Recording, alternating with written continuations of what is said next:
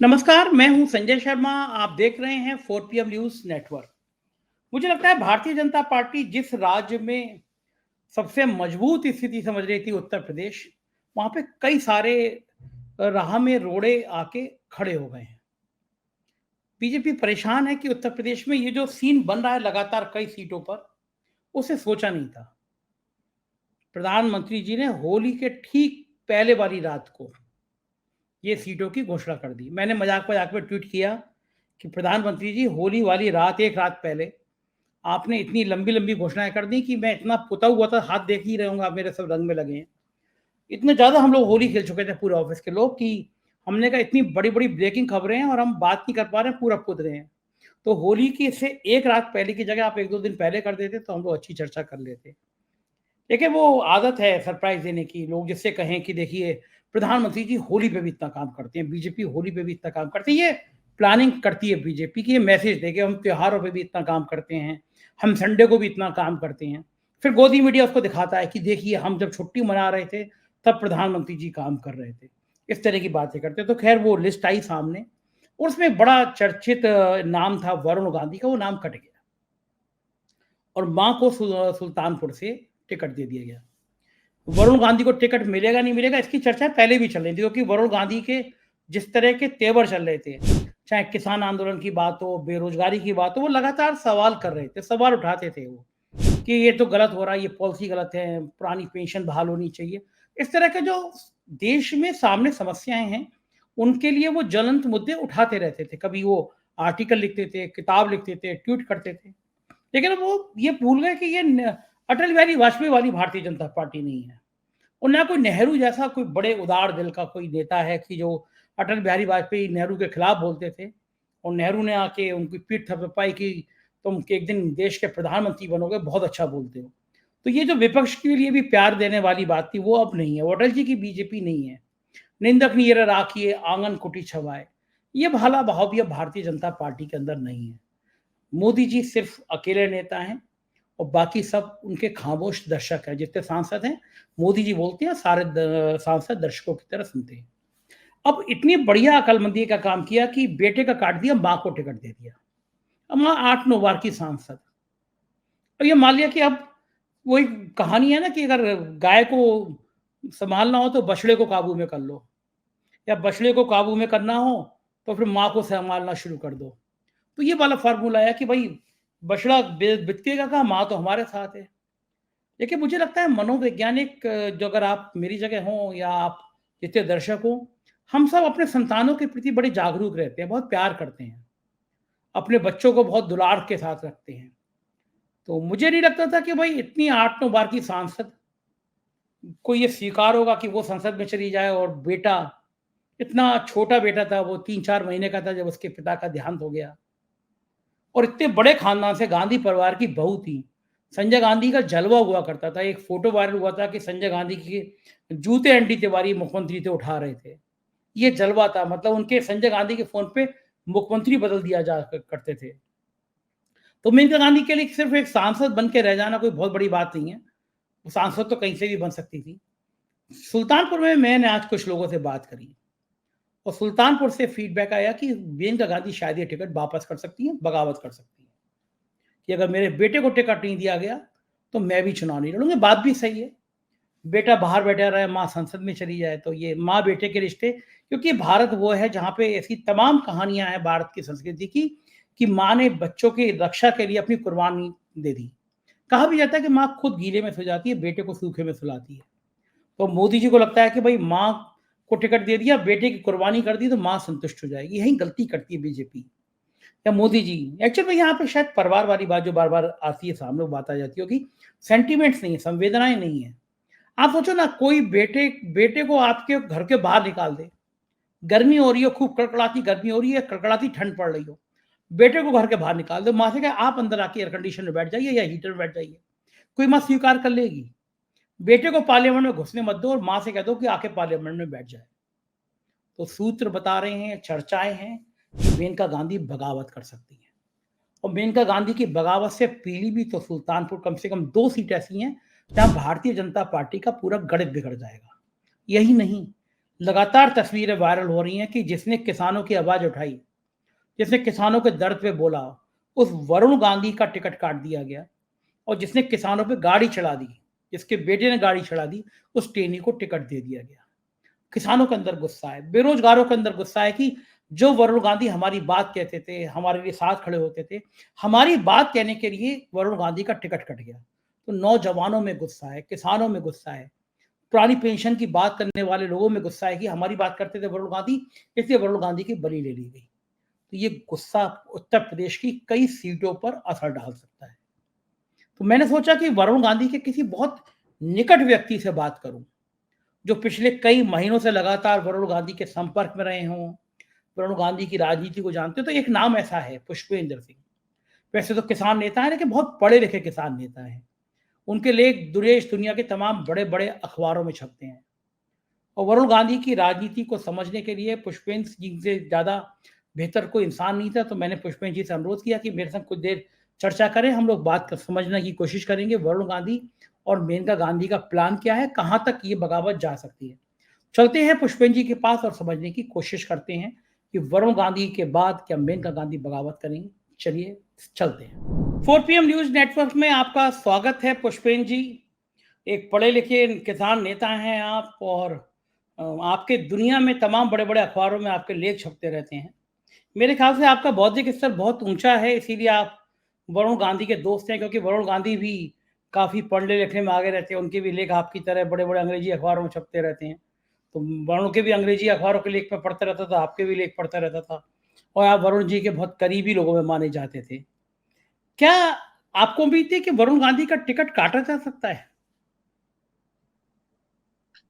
देखिए संजय जी, ये सिलसिला जो है थोड़ा सा इसमें बैकग्राउंड में जाना पड़ेगा। जो 2004 के बाद इन्होंने राजनीति ज्वाइन की थी वरुण गांधी ने, वो उस वक्त प्रबोध महाजन जी ने इनसे निवेदन किया था कि भाई आप लोग यहाँ आए। और वो जो भाजपा थी उस वक्त की, वो अटल बिहारी वाजपेयी के दौर की भाजपा थी, अटल अडवाणी जी के दौर की। और इनको लेने का अर्थ ये था मेनली कि भाई उस तरफ गांधी है तो इस तरफ भी एक गांधी बैलेंसिंग के लिए रखे जाए, भिड़ाने के लिए नहीं। लेकिन बाद में 2014 के बाद जब दौर बदला, तो जब मोदी और अमित शाह की भाजपा आई, तो उस वक्त इन्होंने कोशिश ये की मोदी ने कि भाई इनको हम उनसे भिड़ा करके रखें, यानी कि जो चाचा ताऊ हैं वो ये आपस में भिड़े रहें, एक दूसरे के खिलाफ बयान दें, एक दूसरे के खिलाफ हो सके तो चुनाव भी लड़ें। इस तरह की भूमिका में, एग्रेसिव भूमिका में ये लोग चाहते थे। लेकिन इन लोगों के अपने संस्कार हैं वरुण जी के और सारे परिवार के, जिसकी वजह से वो नहीं चाहते थे कि हम सीधे किसी से टकराव की भूमिका में रहें। हम लोगों की अपनी राजनीति है, हम उस राजनीति को करते रहेंगे। तो ये इस बैकग्राउंड से चलते चलते अब इन्होंने एक स्टैंस लेना शुरू किया मोदी जी ने कि भाई मैं कामदार हूं और मैं नामदारों को पसंद नहीं करता। उसी का सीक्वेंस था कि ये धीरे धीरे पहले कार्यकाल में तो इन्होंने इनकी माता जी को, मेनका गांधी जी को मंत्री बनाया, लेकिन दूसरे कार्यकाल में मंत्री तक नहीं बनाया। और वरुण गांधी जी को, मेनका गांधी जी को तमाम जितने भी कार्यक्रम होते हैं उनसे भी धीरे धीरे दरकिनार कर दिया या स्टार प्रचारक नहीं बनाया। इस तरीके से इनकी राजनीति को धीरे धीरे उसकी ताकत को खत्म करते चले गए, जबकि ये पेशेंस के साथ वहां टिके रहे। और इन्होंने लगातार, चाहे वो किसानों के मुद्दे हों, महिलाओं के मुद्दे हों, बेरोजगार युवाओं के मुद्दे हों, इन मुद्दों को भी ये उठाते रहे, क्योंकि इनका मानना ये है वरुण जी का कि भाई देखिए, मैं यदि चुना हुआ एक प्रतिनिधि हूं जनता का, और जनता के मुद्दों को उठाने के लिए मैं संसद में आया हूं, तो यदि मुझे वहां किसी वजह से मौका नहीं मिलता है बोलने का, तो कम से कम मैं उन बातों पे ट्विटर के माध्यम से, लेख के माध्यम से और तमाम तरीके से जो है कम से कम बोलना तो जारी रखूं। बोलने का मेरा कर्तव्य है, इसीलिए मुझे चुना गया है। तो इस थ्योरी पर ये चलते रहे और इसका परिणाम ये रहा कि भाई कहीं ना कहीं जो अभी नेतृत्व है भाजपा का, जैसा आप जानते हैं, उनको नाफरमानी या कह लीजिए कि कोई प्रश्न पूछ ले या किसी मुद्दे को उठा दे, बिल्कुल भी बर्दाश्त नहीं होता। इस वजह से इनकी ताकत को सेकंड टर्म आते आते जो है इन्होंने मंत्री भी नहीं बनाया इनकी माता जी को, मेनका गांधी जी को। और उसके बाद धीरे धीरे कोशिश तो सेकंड टर्म के में ही, मतलब 19 के बाद भी इनकी ऐसी थी कि भाई शायद टिकट इनका काट दिया जाए। लेकिन क्योंकि ये जिताऊ कैंडिडेट थे, क्योंकि मोदी जी को भय था कि कहीं ऐसे अच्छे कैंडिडेट्स को मैं हटा दूंगा तो और उसका विपरीत असर ना पड़े, तो इस वजह से उस टाइम इनको टिकट दे दिया गया, तो ये जीत करके आ गए। आज भी ये जिताऊ कैंडिडेट है, लेकिन मोदी जी को कहीं न कहीं ऐसा व्यक्ति या ऐसा नेता जो उभर सकता है, विरोध कर सकता है या सामने आके खड़ा हो सकता है, इस तरह के नेतृत्व से सख्त जो है नफ़रत है, और गांधी नाम से भी बहुत बड़ी नफ़रत है। तो इस वजह से इनको धीरे-धीरे इन्होंने किनारे जो है लगा दिया, और अंतिम चीज़ ये आई कि भई इनका अब फाइनली टिकट भी काट दिया। जी। अच्छा पुष्पन जी, मुझे बताइए, आप तो राजनीति को भी बहुत बारीकी से समझते हैं, बहुत एक्टिव रहते हैं किसानों के बीच में, पॉलिटिकल सिस्टम के बीच में।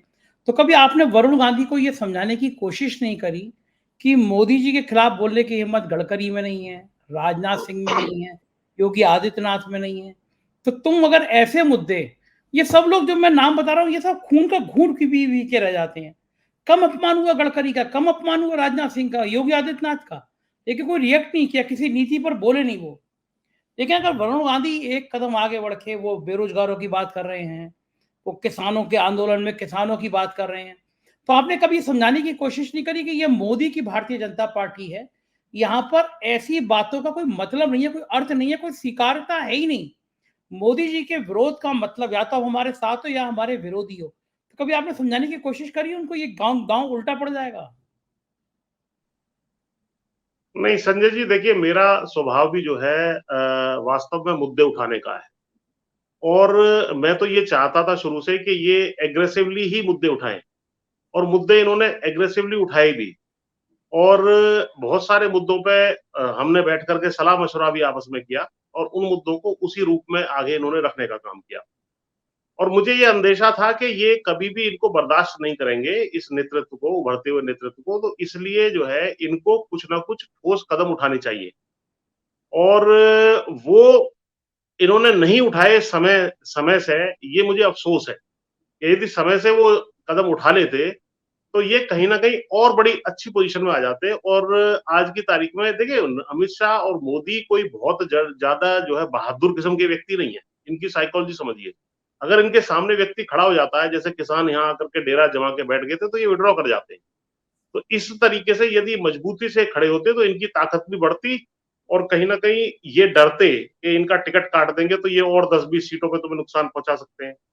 लेकिन इन्होंने क्या है कि उस सलाह पे कहीं न कहीं ये थोड़ा-सा किन्हीं न कारणों से एक कॉम्प्रोमाइज़, या समझ लीजिए, या थोड़ा-सा हल्का हाथ रखना समझ लीजिए, या इन्हें आशा रही होगी, कहीं न कहीं भई आगे जाकर के मेरा करियर है या मंत्री पद है या कुछ ना कुछ है।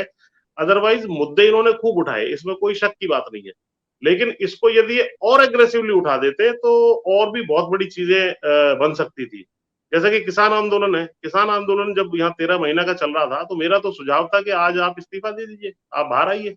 आप जो है अपना एक नया रास्ता देखिए, पूरा देश आपकी तरफ देखेगा। तो हम तो उस तरह के क्रांतिकारी और भगत सिंह के फॉलोअर हैं। तो उसी का दुष्परिणाम ये रहा कि आज इनकी ताकत को धीरे-धीरे ये घटाते चले गए, और लास्ट में इनका टिकट काट दिया। बिल्कुल जब नॉमिनेशन का के आखिरी चंद दिन बच रहे हैं, उस वक़्त इनका टिकट काटने का काम जो है, इन्होंने कर दिया है। जी। अच्छा बताइए पुष्पिन जी, क्या स्टेज ऐसी आई थी महीने 2 महीने पहले जो चर्चा चल रही है कि वरुण गांधी इस्तीफा देने वाले थे? ये खबर सही है? जी, बिल्कुल ये भी बात बिल्कुल ठीक है, क्योंकि अब सारी बात खत्म हो चुकी है, तो अब कोई ऐसी बात है नहीं। निश्चित रूप से इनके मन में काफ़ी दिनों पहले से और बीच-बीच में विचार चलता रहा कि हमें इस्तीफा दे देना चाहिए। जैसा मैंने बताया, किसान आंदोलन के दौरान भी ये विचार आया था। उसके बाद हो सकता है क्योंकि और लोगों से भी जैसे संपर्क होता है, भाजपा के लोग भी हैं या समझाने वाले लोग भी हैं, तो उन्होंने कहीं न कहीं कहा होगा कि नहीं भाई, आप इस तरीके से इस्तीफा देंगे तो उचित नहीं रहेगा। तो कहीं न कहीं इस्तीफा देने की बात थी, और इस्तीफा जो है ये देना भी चाहते थे, लेकिन कहीं न कहीं कोई न कोई घर से प्रेशर हो, या पार्टी के कुछ इनके जो शुभचिंतक हैं या जिनके संपर्क में रहते हैं, उनके माध्यम से हो, तो इस्तीफा देने की कहीं न कहीं इनके मन में थी, ठोस बात थी, ये मैं आपको बता सकता हूँ। पुष्पा जी, ये बात बड़ी सुल्तानपुर से मेरे कुछ मित्रों ने बताया कि मेनका गांधी भी शायद बगावत के मूड में है, और बात भी सही है। कई जगह से आप देखिए ना, सत्यदेव पचौरी हैं, वीके सिंह हैं, इन्होंने पहले ही लिख दिया भाई हम चुनाव नहीं लड़ना चाहते। इनको लगा होगा हमारा टिकट कटे, उससे बेइज्जती होने से पहले अच्छा है कि हम खुद ही टिकट वापस कर दें। क्या ये बात सही है कि मेनका गांधी भी बहुत नाराज हैं? लगता भी है किसी नेता के बेटे का टिकट कट जाए और फिर नेता खुद लड़े। सुल्तानपुर से मेरे कुछ मित्र कह रहे थे कि भाई मेनका गांधी ने कहा कि मैं चुनाव नहीं लड़ूंगी। तो अगर ये हो गया तो एक बड़ा बड़ा संदेश चला जाएगा, 2 सीटें डिस्टर्ब हो जाएंगी बीजेपी की, पीलीभीत तो सुल्तानपुर। क्या ऐसा हो सकता है? देखिए संजय जी, हमें मेनका गांधी जी की जो है साइकोलॉजी थोड़ा समझनी पड़ेगी।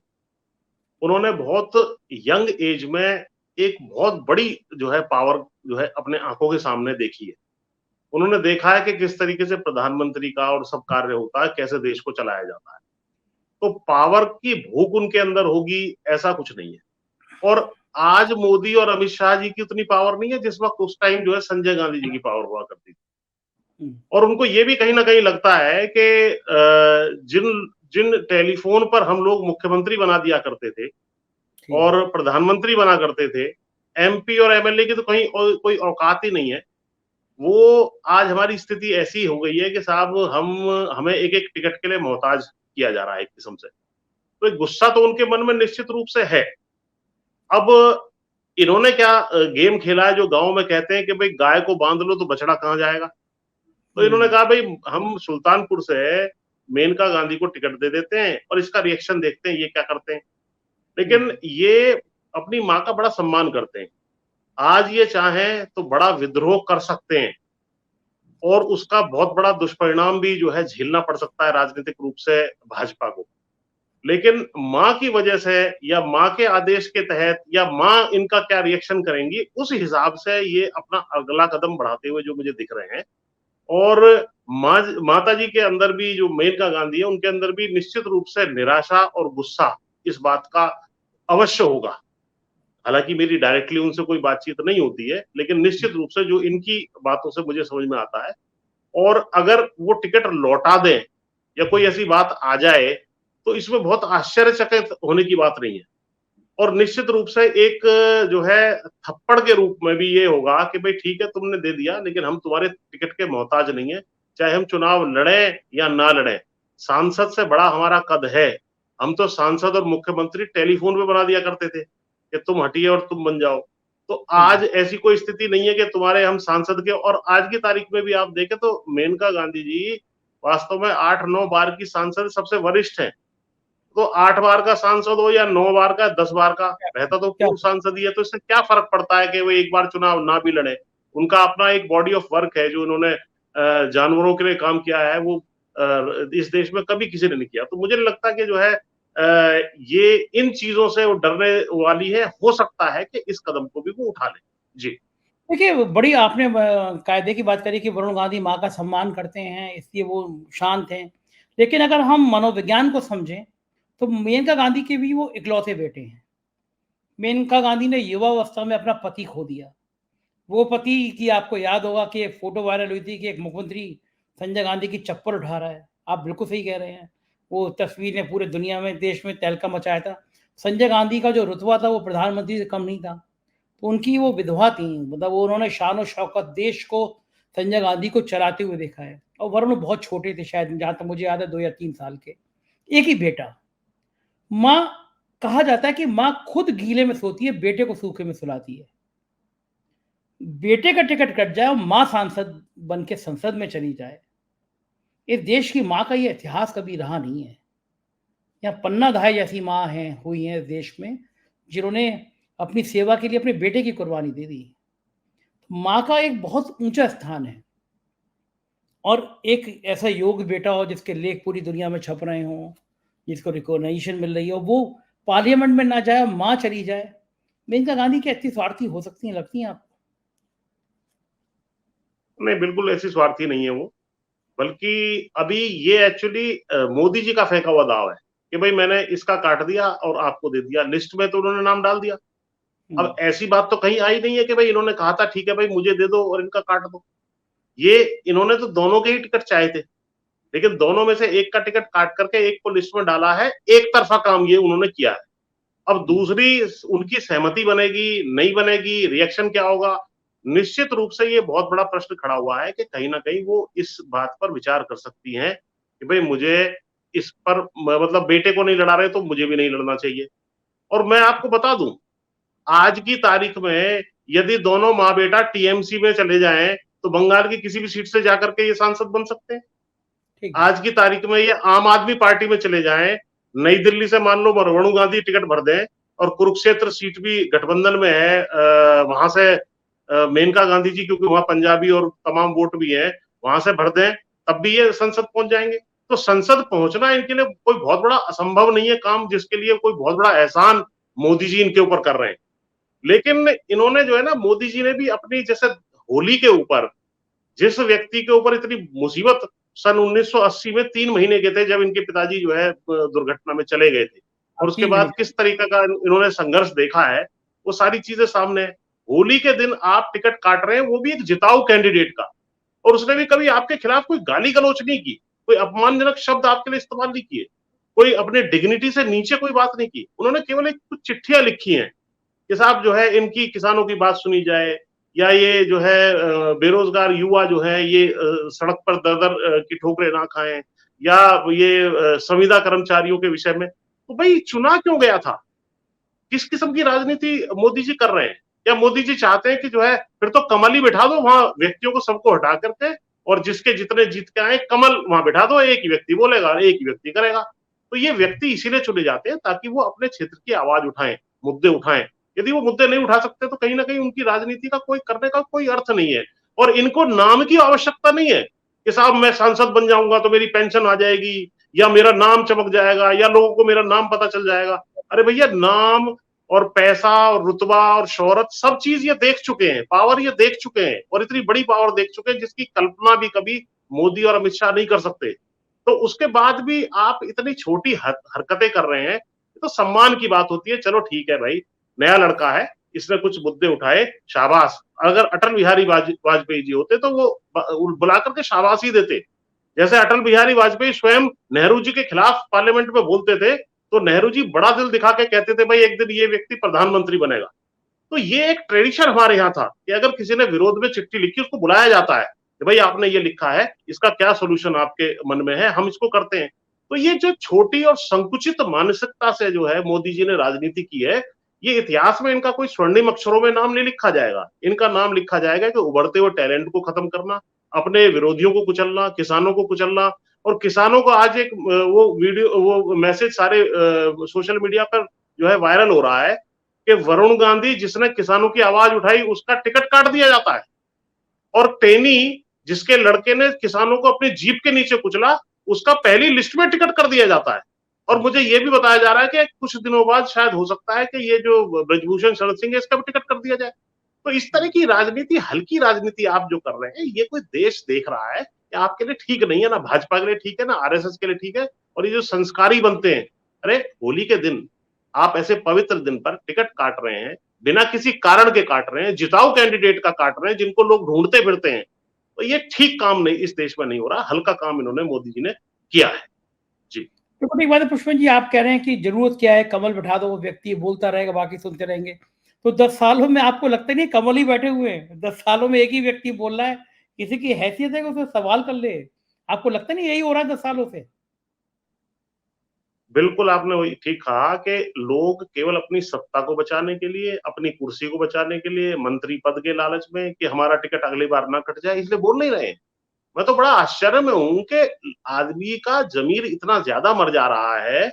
और वरुण गांधी जी को मैं इसीलिए रेस्पेक्ट भी करता हूं कि उनको मालूम था कि यदि मैं किसानों की आवाज उठाऊंगा, या मैं नौजवान बेरोजगारों की आवाज उठाऊंगा, या अन्य मुद्दों को उठाऊंगा, तो मेरा टिकट कट सकता है।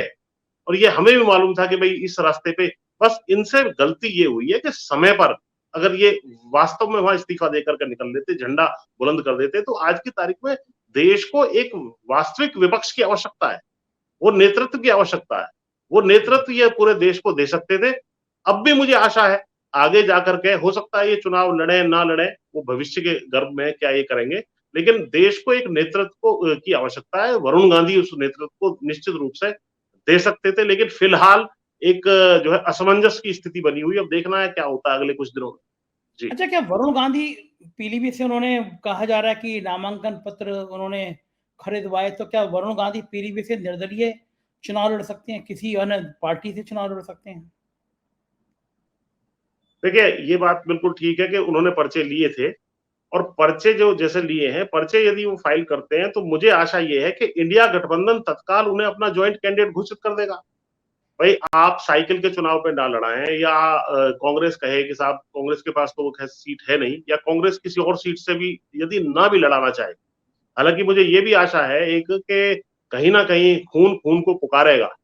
और राहुल गांधी जो कहते हैं मैं मोहब्बत की दुकान जो है नफरत के बाजार में खोल के बैठा हुआ हूं, तो उनको आज इनको जो है उसी तरह गोदी में उठा लेना चाहिए जिस प्रकार का एक फोटो वायरल है आज पूरे उसमें उसमें प्रियंका गांधी भी खड़ी हुई हैं और ये धोती कुर्ता पहने हुए छोटे से बच्चे हैं और इनको गोदी में और ये भी छोटे बालक ही हैं, राहुल गांधी उन्होंने उठाया हुआ है। अरे भाई राहुल गांधी जी, आज वो फिर मौका आ गया है कि आप अपने छोटे भाई को इसी तरह गोदी में उठा लें, परिवार को जो है एक कर लें, और यदि ये तीनों लोग एक हो जाते हैं तो इनके छक्कड़े छूट जाएंगे। और जिस मकसद से आप लड़ रहे हैं, जिस जिस दो देश के ऊपर जो लोकतंत्र पर प्रहार किया जा रहा है, उसके लिए जरूरत है कि आज ये तीनों गांधी, दोनों गांधी परिवार एक साथ आ जाएं, तीनों ये फोर फ्रंट पर आकर के जबरदस्त लड़ाई लड़े, फिर देखिए क्या स्थिति इस देश में बनती है और जो है एक नया सूरज कहीं ना कहीं उदय हो सकता है।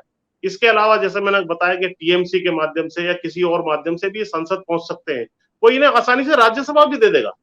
ये हाँ, संसद से रोकने का कोई दरवाजा मोदी जी समझे कि मैं टिकट काट दिया तो ये अब जीवन में संसद नहीं पहुंच सकते, ये इनकी गलतफहमी है।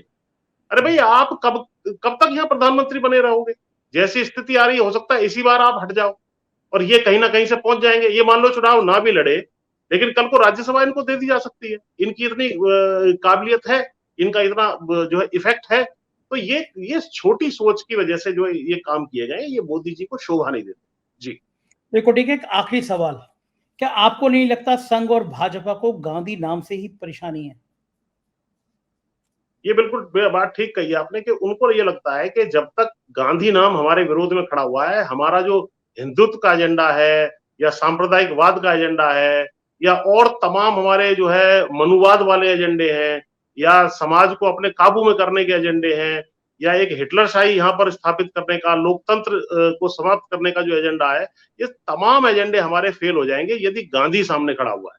आज आप देखें और सारे नेताओं को पिघला के देखें तो सबसे ज्यादा लोहा जो निकलेगा मुझे लग रहा है राहुल गांधी के अंदर निकलेगा।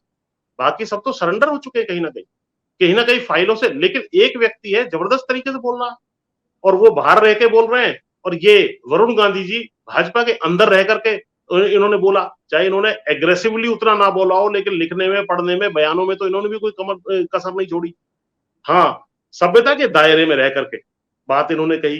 तो ये दोनों गांधी कहीं ना कहीं लोकतंत्र की रक्षा के लिए और जो है डेमोक्रेसी के लिए और बाकी समाज को रिप्रेजेंटेशन जिस तरीके से मिलना चाहिए हर चीज में और सांप्रदायिकता समाप्त होनी चाहिए, उसके खिलाफ एक लड़ाई लड़ रहे हैं। तो ये लंबी लड़ाई 1925 से ही चली आ रही है और इनके खिलाफ जो है ये संघ वर्सेस गांधी की ये लड़ाई है और ये लड़ाई अभी और लंबी चलेगी मुझे ऐसा लग रहा है। लेकिन अंत में जो विजय होगी वो सांप्रदायिक मूल्यों की होगी, उनको रिप्रेजेंट कर रहे जो गांधी है उन्हीं की होगी। जी बहुत बहुत शुक्रिया पुष्पेन जी, आपने इतना समय दिया, आभार। तो ये थे पुष्पेन जी, आपने सुना इनकी बात और ये बता रहे थे कि किस तरह मेनका गांधी के तेवर हैं, किस तरह एक बड़ा परिवार है और वरुण गांधी क्या क्या स्टेप उठा सकते हैं। मुझको उम्मीद है ये चर्चा आपको पसंद आई होगी। अपनी राय से अवगत कराइएगा, चैनल को ज्वाइन कीजिएगा, सब्सक्राइब करिएगा। बहुत बहुत शुक्रिया, थैंक यू।